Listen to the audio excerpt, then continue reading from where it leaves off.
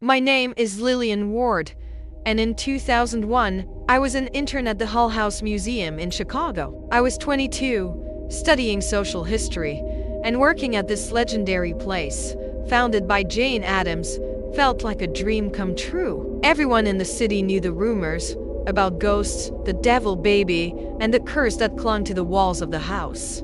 I brushed off these stories, thinking they were just urban legends. But one night in Hull House changed everything. It was November, a cold and damp evening. I stayed late at the museum, sorting through old letters in an office on the second floor. Around midnight, I heard a creak, as if someone was walking on the wooden floor in the hallway. I looked out, nobody was there, but the light in the lamp above my desk began to dim, then flicker, as if someone was toying with the switch. I chalked it up to old wiring and decided to head to the basement to retrieve an archive box the curator had mentioned. The basement was the creepiest part of the house. A narrow staircase led into damp darkness, smelling of mold and something metallic, almost like rust. I turned on a flashlight since the single bulb down there barely worked. In the corner stood that door, heavy, wooden, with a rusted lock that the staff whispered about. They said it was where they once kept a devil baby, a child born with marks that terrified even priests. I never believed those tales,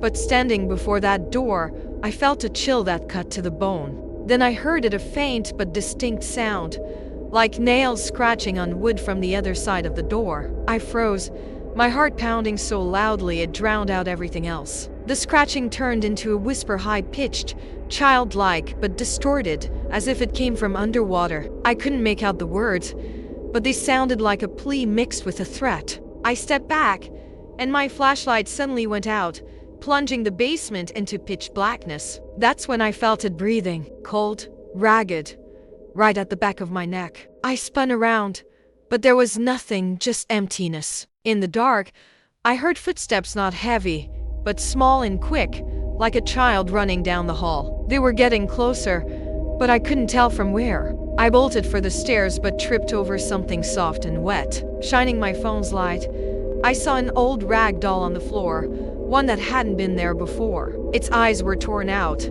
and threads hung from its ripped mouth, looking like dried blood. I ran upstairs, but the doors on the first floor were locked.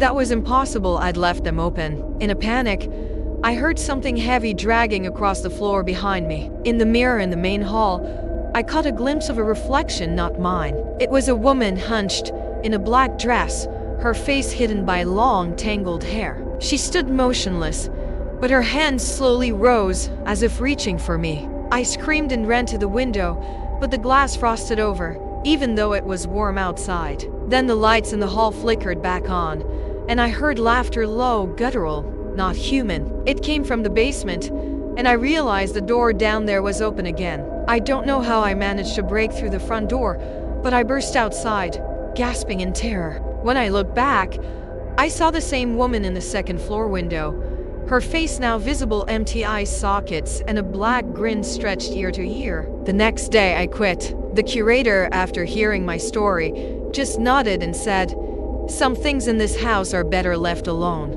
Later, I learned that in the 1900s, a woman living in Hull House had taken her own life in the basement after her child was deemed cursed. Locals say her spirit still searches for her baby, and the house holds something far worse than ghosts. I never went near Hull House again, but every time I pass old buildings, I feel that same chill and hear that same whisper, calling me back.